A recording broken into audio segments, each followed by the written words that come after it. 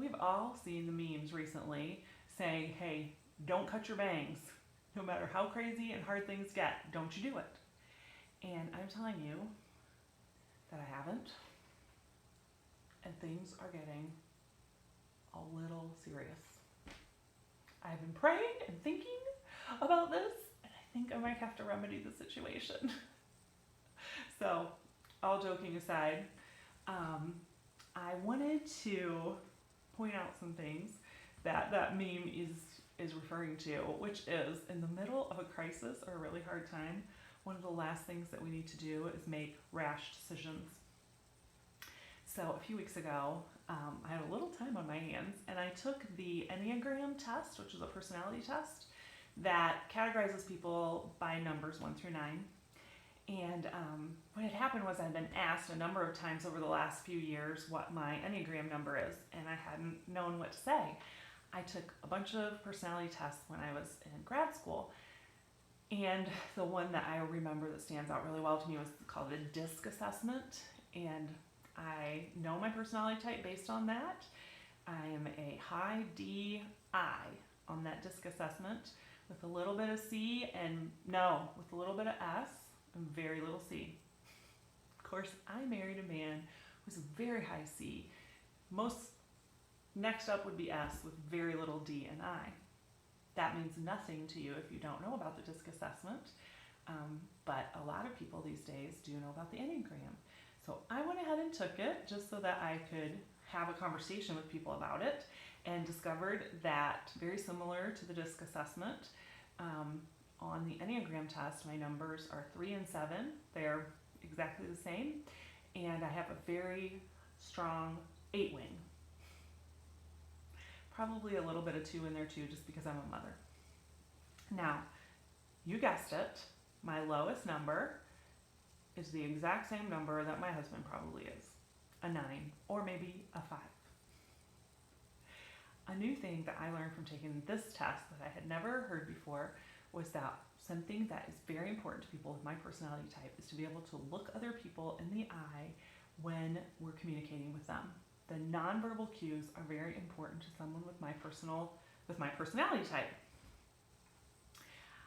Now, enter quarantine, where I cannot meet one-on-one with people or look them in the eyes, and I'm relying on texts and emails and maybe a little bit of pixelated video chats. It's really been a struggle for me, and it was something that I never even realized that I relied on because it wasn't something that had ever been taken away from me. So in the absence of the ability to read someone, I have found myself incorrectly assigning motives and emotions to the words that I see on the screen. Someone types, it really doesn't matter to me, and what they mean is just that. They have absolutely no preference. But what I hear is, it doesn't really matter to me, or it doesn't really matter to me. And I am interpreting it through my own lens, and it sounds totally different than the way that they intended it.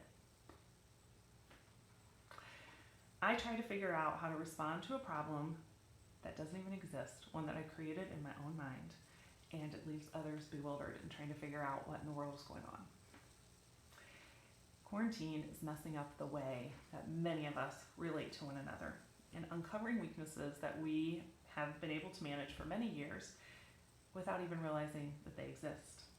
When we are stripped down to our essentials, forced into confined spaces with others in a way that might not seem ideal, irritated and raw from either working too much or not working at all, things are likely to get difficult. We rub against each other in new ways and find that things are not as smooth as we thought they were. We may even want to run away, but where are we gonna go? I did a little social media research because it's not like I can look at scientific journals about these things, because none of us have ever gone through this before. And we are all feeling our way the very best we can. relationships are breaking down because people can't handle the stress of being with their significant other 24 hours a day, 7 days a week. But they're forgetting that this is such an artificial situation and that most relationships were not built to be 24/7.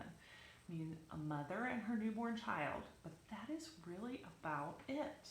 People are quitting their jobs and making other big decisions during a time of extreme stress. If you find yourself despising the person that you live with, ready to send your children to live with their grandparents for a month, upset or irritated with colleagues that you're trying to communicate with in new ways, at odds with your family over their lack of willingness to quarantine, or maybe what you feel like is their extreme demands of quarantine, if you find yourself desperately wanting to drown in a vat of ice cream, give it a little more time. Don't make any big decisions. Now is a great time to consider old coping patterns and why they exist. When we realize that we have a weakness, we can work to get stronger in that area. We can establish new and healthy ways to handle those circumstances. And it might be tough at first. It might require us to be very intentional about how we respond. But soon enough, it will become natural. It will become just the way that we are. We have changed. We have grown in so many ways over the years. And this is just revealing new areas in our lives where we need to change and grow. I am trying really hard to view this weakness in myself as a gift that has been uncovered, because I get the opportunity to work on it and to become stronger. And the next time that I'm in a situation where I'm unable to see the person's face, I am going to intentionally think about how I'm hearing their message. I'm going to think about what patterns have been ingrained in me that might not necessarily work for the person that I'm talking to or that I am communicating with. So I hope this is helpful to somebody out there. And hey, while you're here, I want you to look around a little bit and notice that I have a new blog site, actually a whole new website. And if you would like to be a subscriber, scroll down to the bottom of this page and go ahead and type in your information, and you will get notified every time I post a new blog. I would love to have you as a subscriber. Thanks.